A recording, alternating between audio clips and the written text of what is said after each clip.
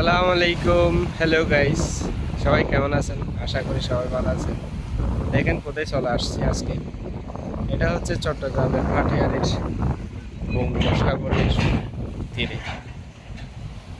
আমার পিছনে দেখেন, এটা এখানে এই স্থানটা জাহাজ ভাঙ্গার স্থান হিসাবে পরিচিত। বেশিরভাগ পিছনে দেখেন, ওটা হচ্ছে যে শিপইয়ার্ড, যেখানে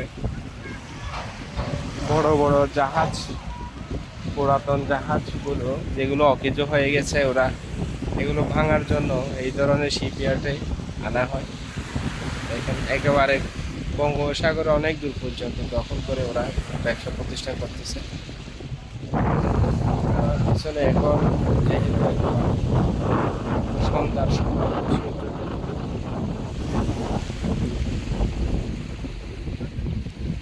আসলে করতে পছন্দ করি, বিভিন্ন জায়গায় যেতে, নতুন নতুন জায়গায় যেতে পছন্দ করি। পিছনে দেখেন কি সুন্দর।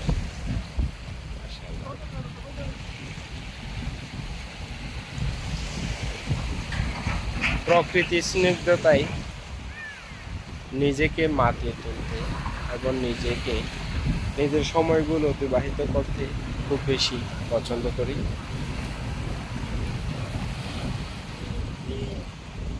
হ্যাঁ, কি সুন্দর শীতল বাতাস এই সমুদ্রের পানি থেকে আসে। গায়ে যত লাগতেছে অত ভালো লাগতেছে, আরাম লাগতেছে। ঘোরেন, আপনারাও দেখেন, প্রকৃতিকে উপভোগ করেন, প্রকৃতির বিভিন্ন স্থান ঘুরে ঘুরে দেখেন। অসাধারণ সুন্দর এই প্রকৃতিটা, একেবারে বঙ্গোপসাগর তীরে ভাটিয়ারির স্থানে দেখেন কি সুন্দর পাথর। এই তো পাথরের উপর দাঁড়িয়ে আছে আমি, অনেক সুন্দর। তবে ভালো না থাকাতে একটা অন্যরকমের শট, যেটা সৌন্দর্য আরো।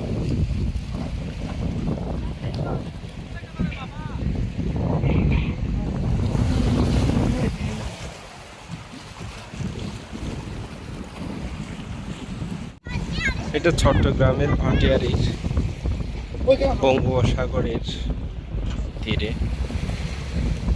দেখেন এখানে সাগর দখল করে শিপইয়ার্ডের মালিকেরা বলতে গেলে একেবারে বঙ্গোপসাগরের অর্ধেক পর্যন্ত, কুল থেকে অনেক একেবারে পানির